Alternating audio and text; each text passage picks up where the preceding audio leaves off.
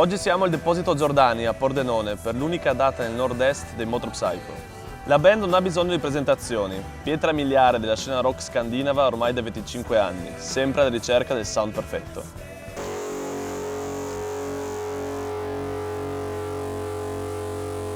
We are here with Kenneth and Bent from the Motorpsycho. Guys, how are you doing and how is going the tour?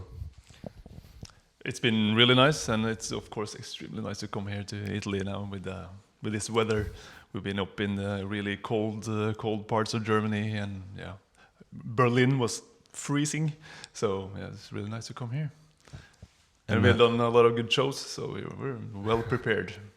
We've had a good run so far. Loads of people, very nice playing, some lengthy shows, and we're getting deep into it. So this should be good.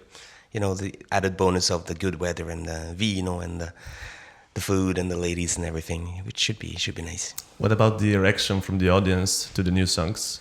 Fantastic. I don't know what we did, but it seems like it's going over big time. There's a lot of new faces, but also quite a lot of old faces that we haven't seen for a few years. So it's all coming together somehow. I don't know what it is, but it seems like they really enjoyed the last one. So and it's selling. So your last album, Kirby Monster, is I guess a very prog rock album. And did you find your definitive sound? I don't think there is a definitive sound for this band. I think that will always change, you know, regarding depending on what music we write and what we want it to be. But it is for sure very, by our standards, kind of mellow and psychedelic record, I guess. There's not a lot of really hard rock on it. So, but proggy, probably, yeah. It goes places. And how did you choose the cover songs on the record? Well, that was basically a song that Schna, the guitar player, and I heard for the first time about 25 years ago. And the album it was on, the second H.P. Lovecraft album, was one of our psychedelic go-to records for a long time. And we've sort of talked about doing the song for almost 25 years, but the occasion never presented itself until now. What about the cover of the album? I mean the artwork. It is. Kim Hjortøy has been our cover designer for 25 years, but he also does the Rune Gramophone label, which is the label that we're on in Norway. We wanted something that was kind of clean and iconic, and I think we got that for sure. So you are often on tour, but what do you do when you come home after the tour? I mean, how is a normal day for a Motorpsycho member? Do we have normal days? I'm not sure. All of us are doing a lot of different stuff, like music-wise and everything, and we live in different cities, and but mostly out touring. Now I have a family, a kid. He's 10 years old. I have a dog that needs a little taken care of. You know, it's normal stuff, just like anyone else. But also trying to keep busy and write stuff. Basically, that's what I'm doing when I'm not touring or working with already recorded stuff. There's a couple of other bands. I've done some production work for other bands as well, stuff like that. So, and basically keeping the Motorpsycho business going. There's a lot of stuff to take care of, and I'm a little bit involved in that too. So it's all kinds of stuff. Basically. Music life. Yeah.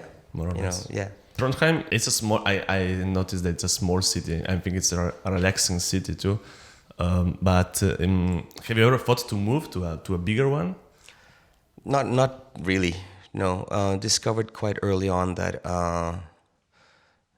I didn't really like the music industry or the people in it much. It's too much. I don't know. It felt kind of wrong. I mean, in Norway, most bands go to Oslo to kind of make it and work from there, which is natural since that's where the music industry and everything is. But I don't know, it felt very foreign to me, and also for Schna, even back in the day. It didn't really feel right for us. And we just decided to stay in Trondheim and work from there, like a little guerrilla outfit, you know, work until you're certain of your thing and then go boom and show everybody that you know what you're doing. I will ask you something about the Scandinavian rock scene. What do you think about it and the future of this rock movement? It's been a lot of talk the last couple of years in Norway about is rock dead? There's been a lot of discussions about that, but I really think there's a lot of things happening in the rock scene in Scandinavia. Just look at the T-shirts, it's Graveyard, Credit Talk. No, it seems like from a mainstream point of view that rock is kind of in a slump. It's not like one of the mainstream musics anymore, but it wasn't in the 80s either. You know, you had metal and you had all that horrible pop music, just like you have now. And then the grunge thing came along, so, you know, you'll probably see some kind of resurgence of guitar rock pretty soon, I think. But for sure, right now, it's kind of, it's building, but there's a lot of underground bands, you know, like Kvartatak and Graveyard, and more Scandinavian. And what about the Motorpsycho in 10 years? Still doing the same thing, probably. Still rocking? Oh yeah, for sure. A little grayer, a little fatter, a little richer. I hope. No, but this is what we do. We don't really. I can't really see myself doing anything else. This is kind of a life's work. You know, it sounds kind of pretentious, but that's basically what it is. Spent 27, 28 years doing it already, and it's too late to stop. You know, you can't really. I'm not usable for much else, to be frank. And what do you want to do when you get older? Still play. We should make a band for deaf people when we get really old and deaf. Yeah. Death metal. Death metal. Death metal. Yeah. No other plans really. You know, this motorcycle thing is kind of in Norway turning into you know, all the people that were fans of us in the 90s have now reached positions in theater and in the arts world and stuff like that. So now those kinds of institutions are asking us to do stuff. Last February we played for the Modern Dance Ballet Company in Norway. We did 4 shows with them in the Opera House in Oslo, and also this fall we're doing music for a theater play at the Trondheim Theater.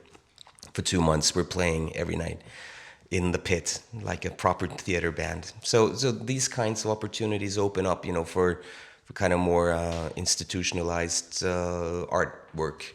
And it's different. We don't know it, so it's interesting.